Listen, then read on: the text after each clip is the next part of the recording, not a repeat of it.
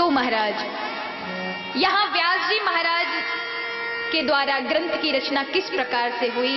बद्री का वन था बद्रीनाथ में। बद्री क्यों नाम रखा गया? वहां पहले बेर के पेड़ थे। बेरों के पेड़ के नीचे भागवत कथा लिखी गई है। बेर माने बेरों में कितने सारे कांटे होते हैं, कांटों के बीच में ही प्रकाश होता है महाराज। जीवन में अपार दुख हैं, तभी आप कुछ बनने का, कुछ निखारने का कार्य करेंगे। कभी देखा है समुद्र होता है, समुद्र का बिल्कुल जल खारा होता है, वहां का पूरा वातावरण खारा होता है, वहां की हवा खारी होती है, लेकिन उस हवा में, उस पानी के, उससे ही नारियल का पेड़ निकलता है। उस नारियल के बीचों बीच मीठा पानी होता है। बाकी पूरा वातावरण खारा है, वहां समुद्र का जल पूरा पीने योग्य नहीं है, वहां की हवा खारी है, वहां का क्लाइमेट, वहां का वातावरण खारा है, लेकिन उस नारियल के अंदर मीठा जल उसी के कारण, उस वातावरण के कारण पैदा है। कहने का मतलब यही है कि अनंत अपार कष्ट हो, विषम परिस्थितियां हो, वहीं पर सुखद चीजें व्यक्ति पैदा कर सकता है। तो महाराज आज वहां पर 17 पुराण लिखने के बाद भी व्यास जी को हर्ष नहीं हुआ, यानी सुख नहीं मिला। 17 पुराण में आखिरी पुराण महाभारत था, फिर भी व्यास जी को लग रहा था कुछ ना कुछ तो रह गया, कुछ ना कुछ तो बाकी। आज यहां पर नारद जी आए। नारद जी ने कहा कि कुछ ऐसा ग्रंथ बनाओ जिसमें भगवान सहजता से लोगों को प्राप्त हो जाए। बड़ी बड़ी विधियों से जो प्राप्त नहीं कर सकते, वो परमात्मा को बहुत सहजता से प्राप्त कर लें। तब भगवान के माधुर्य रस से परिपूर्ण भक्तों के चरित्र, भागवत का मतलब भगवान की कथाएं नहीं है, इसमें भक्तों की कथाएं हैं।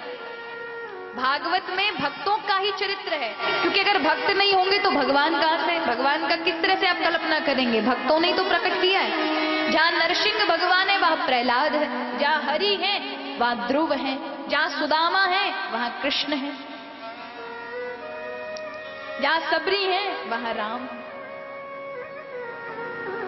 तो बिना भक्तों के चरित्र पूर्ण नहीं होता। इसलिए अगर ये भगवान की कथा होती तो भगवत होती, भगवत कथा, लेकिन ये भागवत कथा है।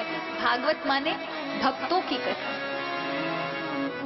जिन्होंने अपनी भक्ति विश्वास से, उस योगी और भक्त में इतना फर्क है कि योगी भगवान का स्वरूप हो जाता है, ब्रह्म के समान बन जाता है, ब्रह्म बन जाता है।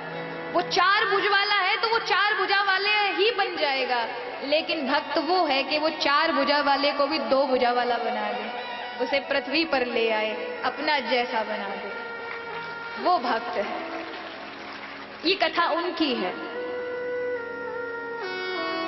और आज महाराज श्रीमद् भागवत कथा की रचना की गई। इस कथा को कौन कह सकता है? व्यास जी के सामने एक बैठक बुलाई गई, सभी संतों ने कहा हम कह सकते हैं। व्यास जी ने कहा इस कथा को वही कहेगा जिसने पहले तो परमात्मा को देखा हो और फिर उसकी सारी सृष्टि को देखा हो। अब महाराज इतना सुनते ही सारे महाराज ब्राह्मण पीछे हट गए, ऋषि मुनि पीछे हट गए। हमने तो केवल मैया को ही देखा है। सबसे पहले गर्भ से बाहर निकली तो मैया और संसार का ही दर्शन हुआ, भगवान का तो नहीं हुआ। आप कह रहे पहले भगवान का दर्शन किया हो फिर संसार का किया हो। तो महाराज आज व्यास जी ने कहा ये भी प्रभु ने कुछ रचा ही होगा, इसके लिए भी ऐसा अनोखा ब्राह्मण, ऐसा संत आएगा। उसी समय राधा रानी का एक सुख था। सुख कहते तोते को। राधा रानी का ये संदेश वाहक है इस कथा के जो व्यास हैं, शुकदेव ऋषि। ये एक छोटे से तोते के रूप में रहते थे, लीला शुक थे। राधा और कृष्ण का संवाद एक दूसरे को कहने जाते थे। राधा रानी का कोई संदेश होता तो भगवान कृष्ण को देते, यानी डाकिए का काम करते थे, इधर से उधर संदेश पहुंचाना है। जब राधा रानी वियोग में ज्यादा रोती थी तो भगवान कृष्ण का संदेश देकर के ये उनके वियोग को कम कर देते थे। तो श्री राधा रानी किशोरी जी रोते हुए अनार के दाने इनके मुंह में डाल देती थी, मानो सारे वेद वेदांत इनको उसी समय दे दिए थे। एक दिन राधा रानी जा रही थी तो ये राधे राधे का गुणगान कर रहे थे, ये छोटे से तोते। तो राधा रानी ने कहा, अरे सुकहा राधे राधे मावद कृष्णम वद, प्रिय कृष्णम वद। राधे राधे ना बोलो, कृष्ण कृष्ण बोलो, मुझे बहुत प्रिय है। और बस कृष्ण कृष्ण नाम पढ़ते इन्होंने गुरु बना लिया है। एक दिन इनकी मन की इच्छा हुई कि हमें सृष्टि देखने कैसे पता चले। राधा रानी से कहा तो राधा रानी ने एक अंडा बना करके इनको कैलाश पर्वत पर रख दिया। और यहाँ पार्वती और शिव जी का झगड़ा हो जाता है। झगड़ा इसलिए होता है कि मैं हर बार मरती और आप हमेशा ऐसे ही बने रहते हैं। आपको मेरे मरने पर मेरे मुंडों की माला पहननी पड़ती है, इतना बोझ ढोना पड़ता है। तो जो आपने किया है वो मुझे भी दे दीजिए। कौन सी साधना की, क्या किया जिससे मैं भी वैसी बन जाऊं। तब कहा, मैंने अमर कथा श्रवण कर रखी है। अमर कथा सुनने के लिए बैठे हैं, वहां कोई नहीं था, वो अंडा ही वहां रखा था। कथा के प्रभाव से वो बाहर फूट कर बाहर आ गए। सो कथा सुनने लगे। महादेव जी ने कहा था, देखो देवी, मेरे और तुम्हारे अलावा कोई दूसरा तीसरा व्यक्ति यहां नहीं है। तो देखो, मैं तो नेत्र बंद करके कथा सुनाऊंगा, तुम हुंकारी भरती रहना। हुंकारी माने हाँ जी, है ना, हाँ बिल्कुल बढ़िया, ऐसे जो बोलते ना आप लोग, बात को जो तुरंत उसका प्रत्युत्तर देते हैं, हाँ बिल्कुल सही कह रहे हो, हाँ हाँ, ये हुंकारी होती है, जिससे आदमी को थोड़ा सा क्या होता है कि हाँ, इंसान बड़े ध्यान से मेरी बात को सुन रहा है। और जब प्रत्युत्तर नहीं मिलता तो फिर कहने वाले भी लगता है फालतू में माथा खपा रहा है, कुछ नहीं इनके पल्ले पड़ रहा है। तो जो हाँ जी है ना, ये हुंकारी है।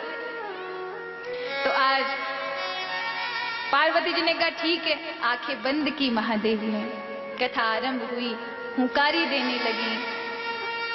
पार्वती मैया 11वां स्कंद जब पहुंचा, पार्वती मैया को निद्रा आ गई, हुंकारी बंद हो गई। तो सुख को लगा अब तो कथा गई, ये इन्होंने तो हुंकारी देना बंद कर दिया। तो मैया की जगह बैठकर वो हुंकारी भरने लगे। और जैसे ही 12वां स्कंद हुआ, जय जयकार की महादेव जी ने। पार्वती जी ने नेत्र खोले, बोले प्रभु मैं तो कृष्ण और उद्धव संवाद तक ही सुन पाई, बाकी तो मैं सो गई, मुझे निद्रा आ गई, मैंने सुना नहीं। बोले जब तुमने नहीं सुना तो हुंकारी कौन भर रहा था? मुझे तो पूरी की पूरी हुंकारी मिली है, पूरे का पूरा हाँ जी है ना जी मिला है। बोले प्रभु मैं तो नहीं कर रही थी। तो देखा कौन कर रहा था, पीछे देखा तो एक छोटा सा तोता बैठकर गर्दन हिला रहा था, हमने भरी है। अब इतना सुनते ही महादेव जी क्रोधित हो गए, तूने हमारी अमर कथा चुपके से सुनी? अरे आगे सुनता तो ठीक था, तू पीछे बैठकर सुन रहा था, तूने पाप किया है, छोड़ूंगा नहीं। त्रिशूल उठाया, पार्वती जी रोकती उससे पहले तो महादेव जी भागने लगे उसके पीछे। वो छोटा सा सुख, कभी इंद्रलोक, कभी देवलोक, कभी ब्रह्मलोक, कभी कहीं किसी लोक, पर कोई भी महादेव जी के अपराधी को जगह नहीं देता था, बचाव नहीं करता था। क्योंकि महादेव जी के अपराधी को बचाना माने अपना सिर कटवाना। इसलिए अच्छा भैया तुम कहीं और जाओ, यहां मत आओ। भागते भागते पृथ्वी पर घूमता घूमता घूमता घूमता किसी ने उसे नहीं बचाया। बड़े बड़े महाराजों के पास, बड़े बड़े ऋषियों के पास गया, पर रुद्र के अपराधी को कौन बचाए? लेकिन बद्रिका आश्रम में जैसे ही आए, व्यास जी की पत्नी कुटिया की देहरी पे खड़ी होकर झवाई ले रही थी। और ये छोटे से सुख ने देखा यही मौका है, इन माता जी के पेट में चले जाए तो बच जाएंगे। और जैसे ही वो झवाई ले रही थी कि हल्का सा श्वास के रूप में छोटे से कण बनकर अंदर समा गए, क्योंकि योगी थे। और इतना जैसे ही समाये हैं, मां को आभास हुआ कि कोई वस्तु मेरे अंदर गई, पर पता नहीं था क्या गया। यहां व्यास जी के सामने भगवान शिव खड़े हो गए। अरे व्यास जी अपनी कुटिया से मेरे अपराधी को निकालिए। बोले आपका अपराधी मेरी कुटिया में क्या करेगा?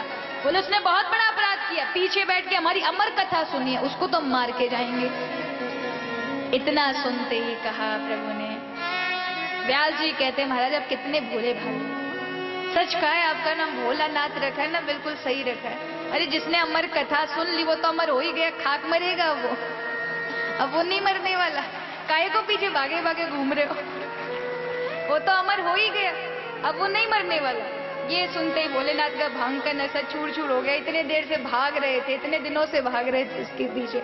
थोड़ा विचार कर लिया होता कि अमर कथा सुन के तो अमर हो गया, मरने वाला नहीं है। पर कहा व्यास जी, तुम्हारे यहाँ आने का कारण ही कुछ और ही हो सकता है, ये भगवान की मर्जी है।